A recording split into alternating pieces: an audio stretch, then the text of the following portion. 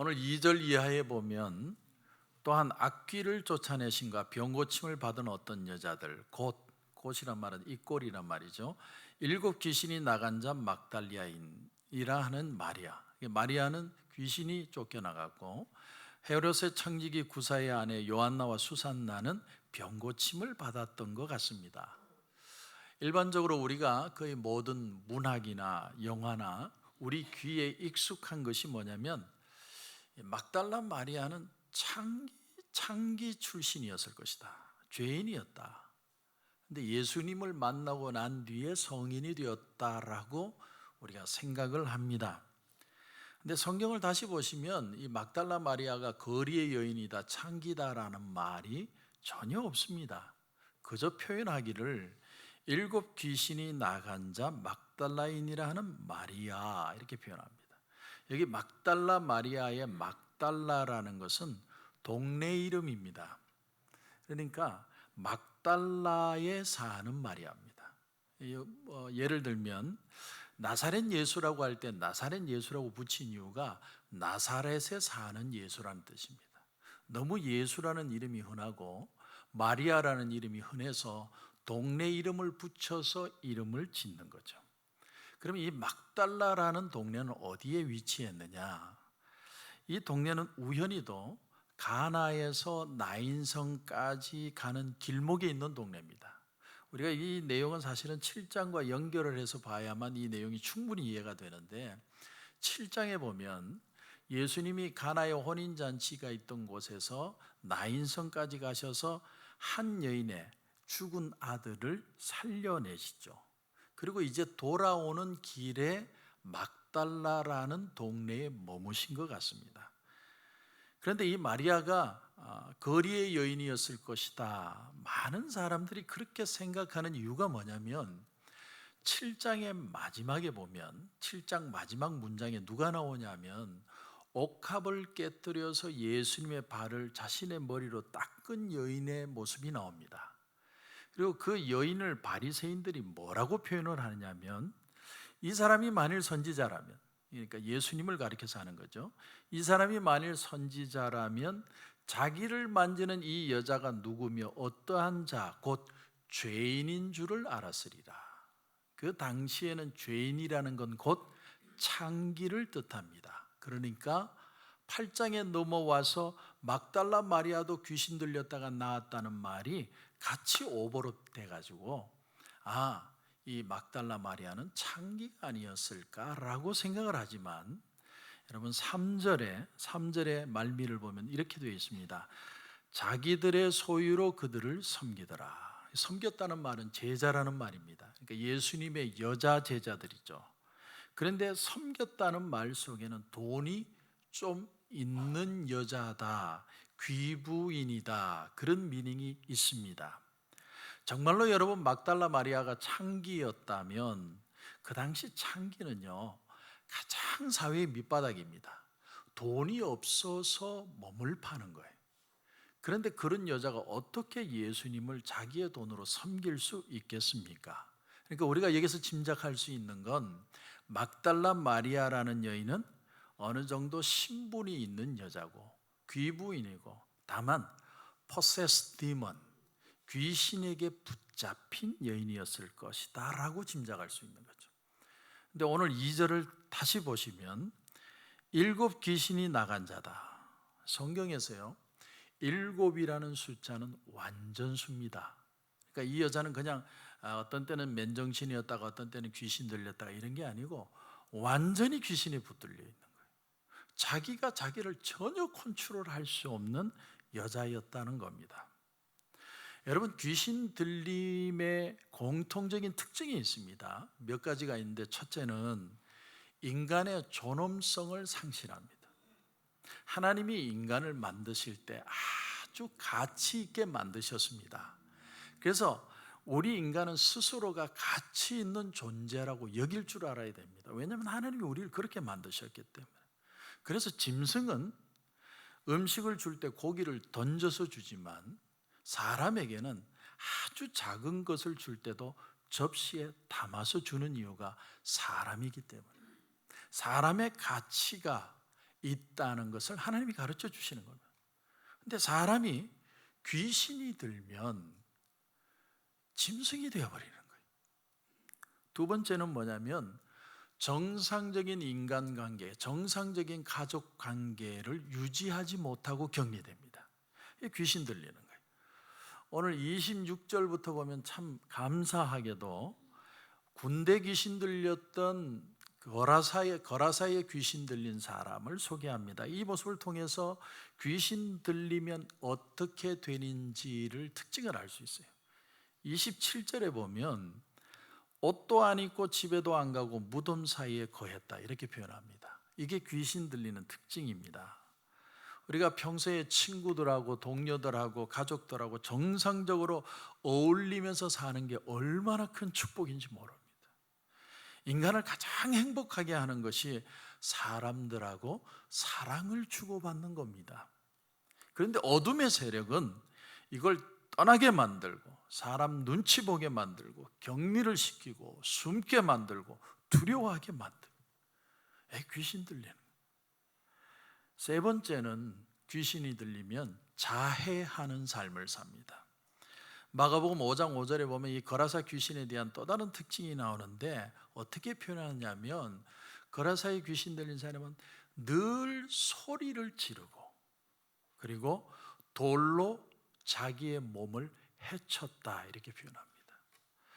얼마나 고통스러우면 고함을 지르고 돌에다가 자기 몸을 찍었겠습니까? 칼로 손목을 긋고 배를 긋고 타투를 심하게 하고, 그게 나쁜 줄 알아요. 사람들이 모르는 게 아닙니다. 본인에게 손해가 되는 줄 아는데 그렇게 하는 거예요. 여러분, 마약이나 도박은 자해하는 겁니다. 마약하는 사람들, 도박하는 사람들 하나같이 알아요. 내가 이렇게 살면 망한다, 이렇게 하면 나 죽는다는 거 알아요. 그런데 알면서 자해하는 겁니다.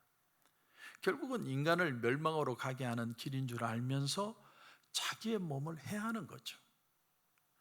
네 번째 특징은 뭐냐면 하나님에 대해서 두려워합니다. 여러분, 두려워하는 것과 경외하는 것은 틀립니다. 우리는 하나님을 경외한다고 그러죠. 두려워하지만 사랑하는 거죠. 그러나 두려워하는 건 뭐냐면 십자가가 무섭고 교회에 들어오는 것이 무서운 겁니다. 예수 믿는 사람 만나는 게 무섭고 성령 충만한 사람 만나면 거북하고 불안하고, 기도하는 사람 만나면 불안하고 초조하고, 거룩한 것들이 다 두렵고 미운 겁니다. 그게 두려운 것이죠. 그렇다면 제가 오늘 자꾸 귀신 얘기를 하니까 목사님 우리 귀신 안 들었어요, 왜 귀신 든 것처럼 얘기해요? 저는 이 말을 좀 다르게 표현하고 싶어요. 귀신이 드는 게 아니라 우리가 우리 자신을 컨트롤하지 못하는 것, 그렇게 표현하고 싶습니다.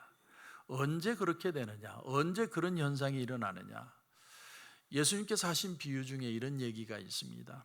마태복음 12장에 보면 더러운 귀신이 사람에게서 나가서 물 없는 곳으로 다니다가 피곤하여 쉴 곳을 얻지 못하고 다시 자기가 온 곳으로 가봤더니 그 집이 비고 청소되고 수리되어 있더라. 그래서 자기보다 더 센 놈 7을 데리고 와서 그 집에 거하니까 그 사람이 그 전보다 더 심하게 되었다, 이렇게 표현이 됩니다. 여러분, 여기에 특징이 있습니다. 귀신이 들어오는 방법이 뭐냐? 하나밖에 없어요. 비어있기 때문에 들어오는 거예요. 비어있어서 오는 겁니다. 빈집이라서 오는 겁니다. 그럼 빈다는 게 뭐냐? 그 속에 하나님이 계시지 않고 말씀이 있지 않고 믿음이 없고 경건함이 없고 성령이 없고 능력이 없고 사랑이 없고 미워지고 시기하기 시작하면 빈집이 되는 겁니다. 여러분 잘 들어보세요. 이 세상에 병균이 참 많죠. 이 세상엔 병균 천지입니다. 아마 이 물그릇 속에도 병균이 많을 겁니다. 그런데 마시면 맛만 좋습니다. 왜냐하면 병균이 나를 이길 수 없는 거예요. 왜냐하면 나는 면역성이 있기 때문에. 근데 몸이 약해지면 충격을 받았다든가 저항력이 낮아졌다든가 그렇게 되면 병균이 들어왔을 때 몸이 그것을 막아내지를 못하고 그대로 몸에 병이 생깁니다. 그게 에이즈죠. 여러분, 에이즈는 에이즈 때문에 죽는 게 아닙니다. 다른 병, 폐렴이나 감기로 시작해서 죽는 거죠. 내가 면역성이 없어서 죽는 겁니다. 귀신도 마찬가지. 평소에 건강한 사람에게, 몸과 생각과 감정이 건강한 사람에게 귀신이 함부로 못 들어옵니다. 하나님께서는 예수를 안 믿는 사람들도 하나님의 형상으로 창조하셨기 때문에 일반적인 은혜를 베풀어 주시기 때문에 사람 주위에 울타리를 쳐두셨습니다. 그래서 건강한 생각을 가진 사람은요, 귀신이 들어오지 못해요. 귀신 들린 아들을 예수님에게 데려온 아버지가 있었죠. 간질병 귀신이 들렸습니다. 예수님이 언제부터 이렇게 했느냐? 언제부터 이런 현상이 일어났느냐? 아버지에게 질문을 하니까 그 아버지가 하는 말이 어릴 때부터 귀신이 내 아들을 잡아서 물에도 집어넣고 불에도 던지고 죽이려고 했나이다. 그 말은 역으로 얘기하면 무슨 말이에요? 귀신이 아무리 아들을 죽이려고 했어도 생명만큼은 건드리지 못했다는 거예요. 생명은 누가 주십니까? 하나님이 주시는 거예요. 하나님이 온 우주 만물을 다스리기 때문에 그 생명은 못 건드리는 것입니다. 그럼 왜 하나님이 완전히 막으시지 제한만 하셨을까?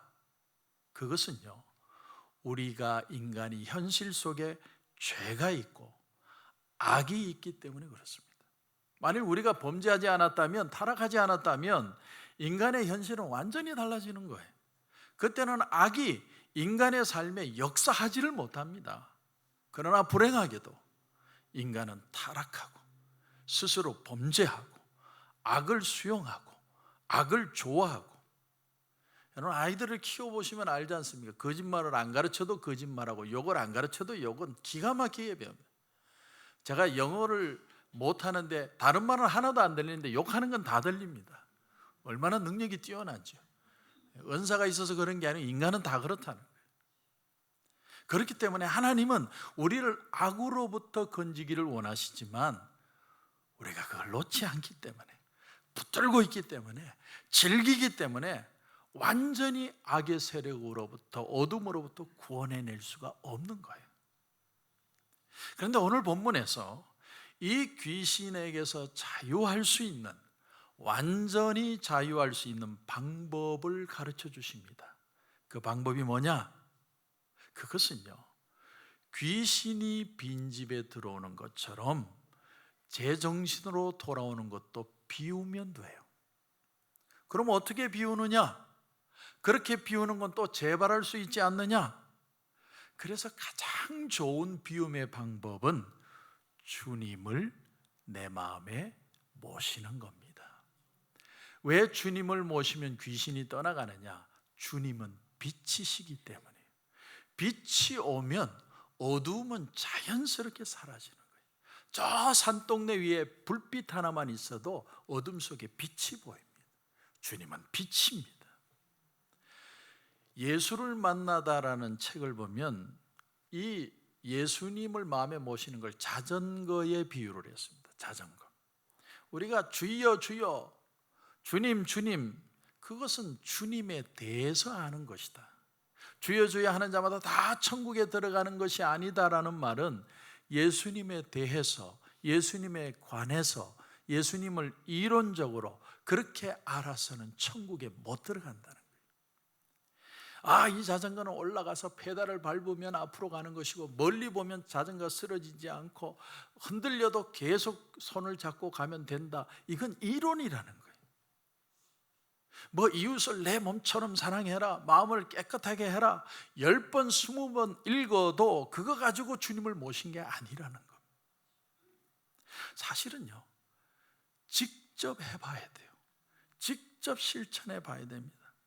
상대방을 돕다가 오해도 받아보고, 주의 일 하다가 싫은 소리도 들어보고, 내가 애썼는데 오히려 욕을 먹고, 그런 걸 해봐야만 마음에 성질나고 짜증나고 고통스럽고, 그런 마음을 주님 앞에 나가서 울면서 부르짖다가 주님이 내 마음에 알 수 없는 평안으로 위로해 주시고 그 위로함을 가지고 다시 일어나서 그 일들을 감당해낼 때 주님을 정말로 배운다고 말하는 거예요.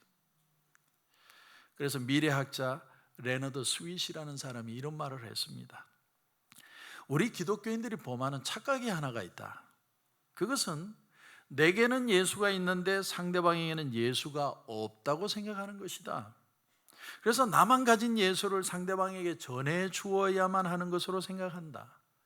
그러나 예수는 내가 가기도 전에 이미 그곳에 가 계신다. 내가 예수를 전하기도 전에 이미 그 사람 속에서 살고 계신다. 내가 할 일은 그런 예수를 찾아내는 일이다. 내가 예수를 전하기도 전에 이미 상대방 속에 살고 있는 예수를 발견하게 하는 일이다.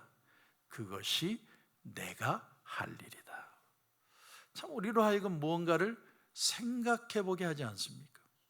우리에게만 하나님이 아니라 세상 사람들에게도 하나님은 하나님이십니다. 단지 그분이 빛이시고 사랑이라는 걸 깨닫게 해주고 받아들이게 해주라는 거예요. 그래서 인도의 간디가 한 유명한 얘기가 있습니다.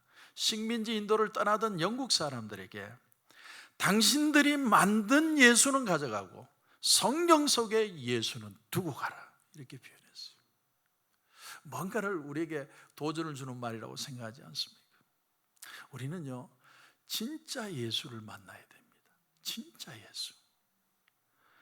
밥 존스라는 목사님이 계십니다. 이분이 간증을 들어보니까 이분이 직업 군인이셨어요. 그런데 아주 힘든 삶을 살았습니다. 많은 상처를 받고 마음속에 울분이 가득해서 산 겁니다. 근데 이분이 어렸을 때부터 아주 독특한 이분만의 특징이 있는데 영적으로 굉장히 센시티브한 그런 은사가 있었다고 그래요. 예수 믿기 전에도. 근데 이분이 어느 날 하는 말이 마귀가 그분을 찾아왔더랍니다. 그리고 말하기를 뭐라고 얘기하냐면 이런 사람들이 너를 지금까지 불행하게 만들지 않았냐. 그러니까 총을 가지고 찾아가서 그 사람들 다 쏴 죽이고 너도 자살해라. 그 소리가 들려오더래요. 그러고 보면요 요즘 그런 사람들 많죠. 원수 갖고 자기도 죽는 겁니다. 가깝게는 라스베가스에서 호텔 위에서 기관총을 그냥 거쳐놓고 사람들을 죽이고 자기도 자살하라.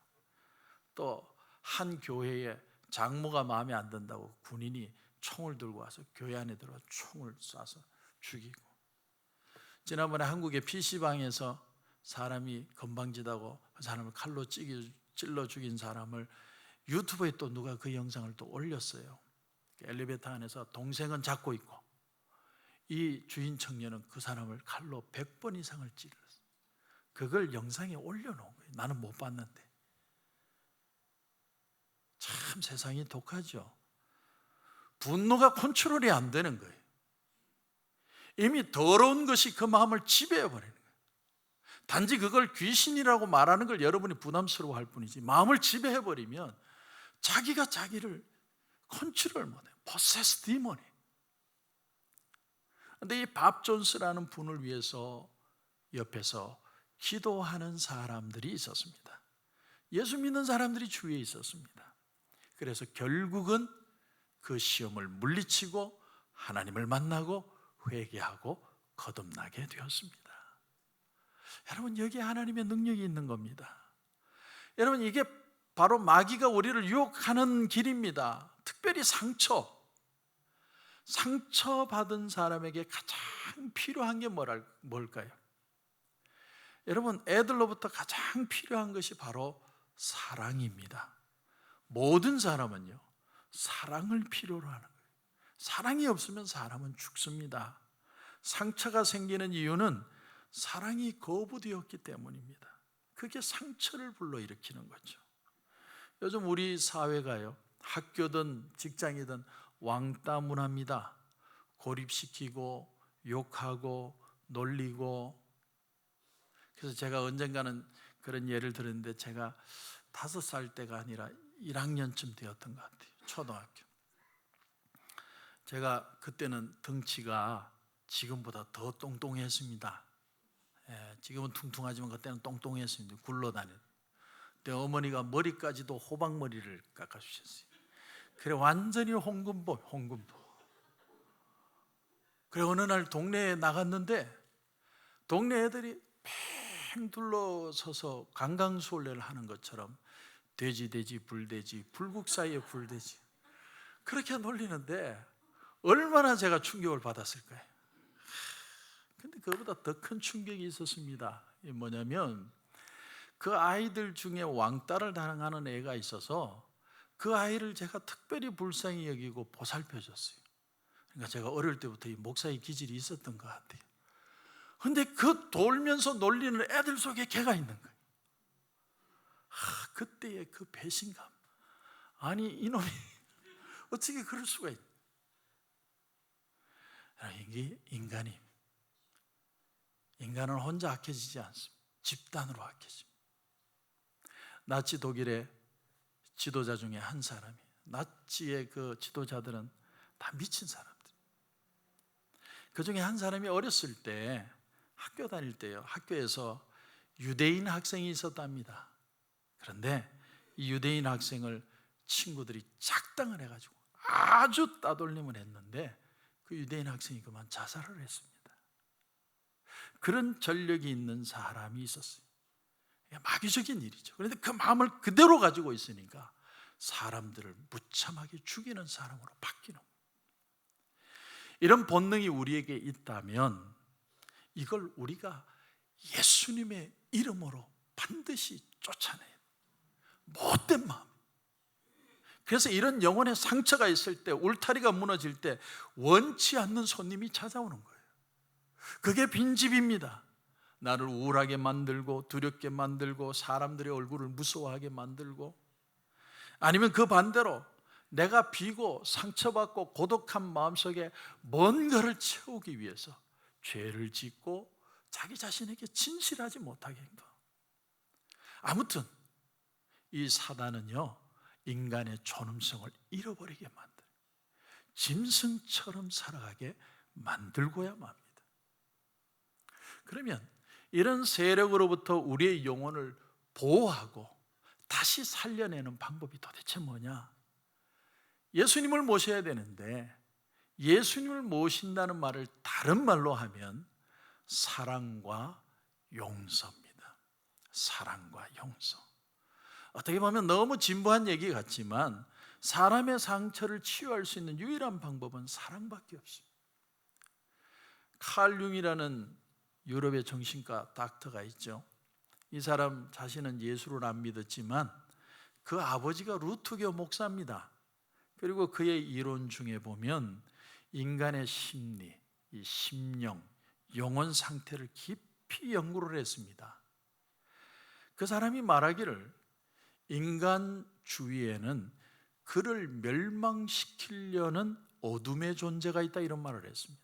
귀신이라고 말하지 않았어요. 어둠의 존재, 영어로 archetype, 어둠의 원형이 있다, 이렇게 표현했습니다. 이 어둠의 세력으로부터 사람이 그런데 보호를 받을 수 있는 방법이 2가지가 있다, 이렇게 표현을 했어요. 첫째는요, 그 주위에 사랑하는 사람들이 그를 둘러싸고 있을 때. 두 번째는 뭐냐면 그의 심령 속에 그 악한 세력보다 더 강한 힘이 존재하면 그 사람이 보호를 받을 수 있다. 그러니까 이 칼 융이라는 사람이 심리학적으로 성경적인 진리를 말한 겁니다. 우리 주위에 얼마나 올무가 많고 죽을 일이 많습니까? 그런데 우리가 우리의 심령을 보호할 수 있는 방법이 뭐냐? 첫째는요, 주변에 사랑하는 사람들, 친구들, 성도들, 부모, 배우자, 가족들, 사랑하는 사람들이 항상 연결되어 있어야 됩니다. 왜 우리가 2부 예배 마치고 1부 예배 마치고 감사방을 하느냐? 그 속에서 말씀을 나누면서 사랑을 느끼라는 거예요. 사랑을 경험하지 않으면 내가 외롭고 고독하다고 생각하는 순간에 엉뚱한 것이 들어올 수 있는 겁니다. 사랑의 힘으로 지켜내는 거죠.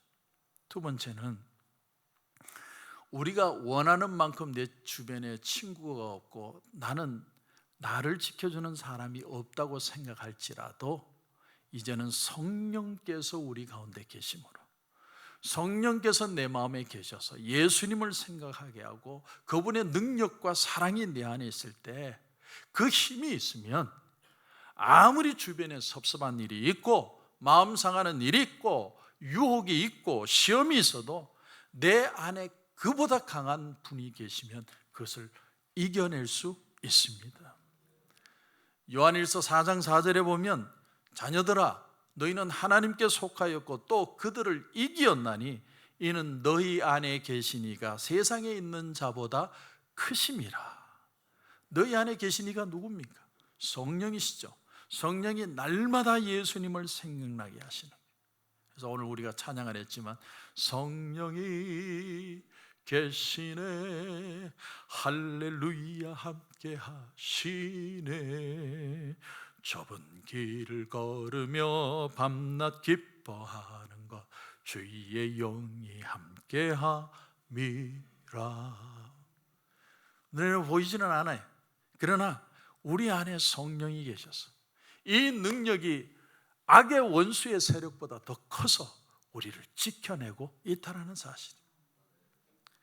다시 오늘 본문으로 돌아오면 막달라 마리아가 과거에는 7 귀신 들렸던 완전히 자기의 마음을 컨트롤할 수 없는 여인이었는데 그러나 예수님을 만나고 귀신이 나갔습니다. 역으로 말하면 우리가 예수님께 가까이 가면 갈수록 귀신은 물러갑니다. 예수님께 가까이 가면 모든 어려움이 떠날 수밖에 없어요. 여러분이 몸을 더 편하게 쉬고 몸을 더 릴렉스하면 귀신이 떠나고 어두운 세력이 떠나는 게 아니에요. 자꾸 몸만 편하면 엉뚱한 생각들이 들어옵니다. 그러나 예수 앞에 나오면 모든 죄 사하고 주의 품에 안기어 편히 쉬리라. 빛에 가까이 올수록 어두움은 사라지는 거예요. 우리가 주님을 사랑할수록 마귀가 역사할 수 있는 공간이 없어지는 거예요. 자꾸 말씀 앞에 오고 말씀대로 살려고 하고 그만큼 주님 앞에 매달릴 때 어둠의 역사는 물러가게 되는 것입니다. 말씀을 정리합니다. 마귀는 인간의 삶 속에 찾아와서 하나님의 형상을 무너뜨리고 짐승처럼 만들어버리려고 합니다. 그게 사단의 생각이에요. 그런데 마귀가 하지 못하는 2 가지가 있어요. 첫째는 사랑하는 것, 두 번째는 용서하는 것. 이 2 가지를 못합니다. 그러므로 우리가 마귀를 이기는 힘은 2 가지, 사랑과 용서. 이걸 해야만 어둠이 떠나갑니다. 삶 속에 여러분 싸움이 있습니까? 다툼이 있습니까? 누가 여러분의 마음속에 두려움을 안겨줬습니까? 상처를 줬습니까? 분노가 일어납니까? 견딜 수 없습니까? 똑같이 분노로 싸우면 지는 겁니다. 그런데 이기는 방법은 사랑과 용서, 은혜. 우리는 기도를 언제까지 하느냐? 주님이 내 마음에 평안을 주실 때까지 기도하는 거예요. 주여 내 마음을 붙들어 주옵소서. 내 마음이 혼란스럽습니다. 견딜 수 없습니다. 분노가 나서 어쩔 줄을 모르겠습니다. 주여 내 마음을 다스려 주옵소서. 주님 앞에 기도하며 새 힘을 얻는 거예요. 왜? 주님도 십자가상에서 아버지여 저들의 죄를 용서하여 주옵소서. 주님이 그렇게 이기셨기 때문에 주님을 붙들고 우리도 그렇게 이겨내는 것입니다. 여러분의 마음에 어두운 생각은 다 물러가고 주님이 주시는 기쁨과 감격과 평안만이 충만한 역사가 있기를 주님의 이름으로 축원합니다. 아멘. 우리 같이 한번 눈을 감겠습니다.